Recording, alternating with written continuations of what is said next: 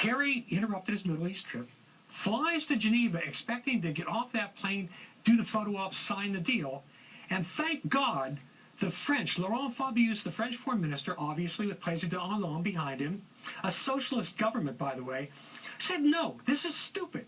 Iran is not giving up anything, and threw a monkey wrench into the works. Then Kerry tries desperately to go back more time to the Iranians with the French demands.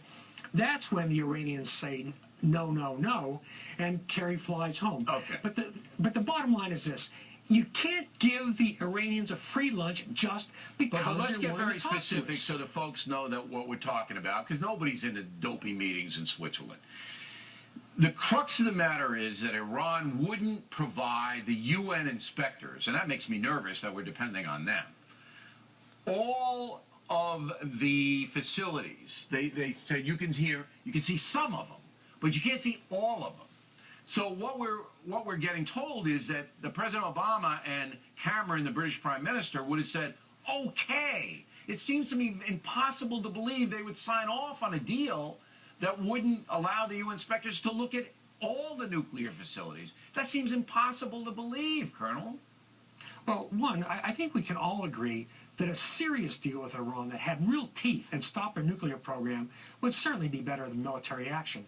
But the Obama administration is desperate for positive headlines after the debacle of Obamacare. And frankly, you want the facts about what Iran was not going to do? They were basically going to let us look in the shop windows, not enter the store, and certainly not look in the stockroom. We couldn't go into the Ferdo complex, the Parching military complex. I know. Couldn't see the any of the deep underground bunkers, the new rumored facility northeast of Tehran. We were going to look at some old centrifuges. But Colonel, and the thing is, you got to be able to get into every last bunker or it doesn't work. But here's my question. This is why I'm suspect of the reporting. If President Obama and Cameron had signed such a deal, the whole world would have laughed at him. You would have been leading the factor. I would have been outraged in the talking points memo. Everybody would have said, what the hell are you doing? This is insane. Israel would have been blow that thing up.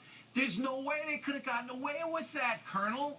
Which shows me that I don't know if this is true. Well, I can't explain Cameron's behavior. That surprises me. Catherine Ashton's an old-school liberal, the EU chief negotiator. President Obama needs a headline. Kerry wants an instant legacy to show us he's the greatest Secretary of State in history. And frankly, nobody in this administration cares about Israel at all. Now, Bill, I don't approve of everything Israel does, but Prime Minister Netanyahu is 100% right that this was a really bad deal, solved nothing, gave the Iranians time, and my bottom line is this. The Obama administration doesn't care about Israel.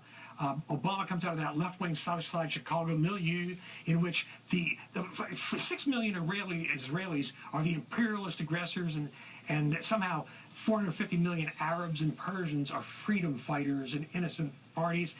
I just don't think Obama, even after 5 years, understands how to play international hardball, which is amazing because he knows how to play domestic hardball. But I'm a little suspect of this story because the president, even if he isn't sympathetic to Israel, knows he has to know how he would have been clubbed. It would have made Syria look like Candyland if they had signed this deal. Bill, I think he thought he would have a piece of paper in his hand guaranteeing peace in our time. All right, Colonel. Thanks very much.